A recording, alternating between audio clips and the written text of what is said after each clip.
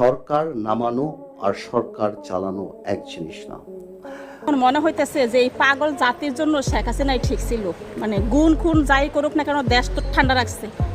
এই দেশটা কারোর বাপের না, এই দেশটা সবার জনগণের। তোমরা যে কোঠা আন্দোলন করতে এসে সরকার হয়ে গেলা, আর আমরা কেন? অবশেষে শিক্ষার্থীদের চাপের মুখে পড়ে পদত্যাগ করল উপদেষ্টা আসিফ মাহমুদ। দু একদিনের মধ্যে নাকি পদত্যাগপত্র জমা দিবেন তিনি। শেখ হাসিনা সরকারের পতন ঘটিয়ে অন্তর্বর্তীকালীন সরকার গঠন হলে সেখানে জায়গা হয় দুই কোটা সমন্বয়ক আসিফ এবং রাহিদের। এরপরেই সাধারণ শিক্ষার্থীদের রোষানলে পড়তে হয়েছে তাদের দুজনকে।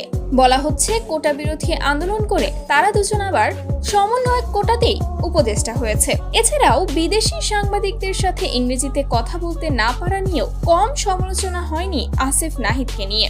অন্তর্বর্তীকালীন সরকার গঠনের 2 মাস হয়ে গেলেও এখনো পর্যন্ত দেশের পরিস্থিতি স্বাভাবিক করতে পারেনি তারা।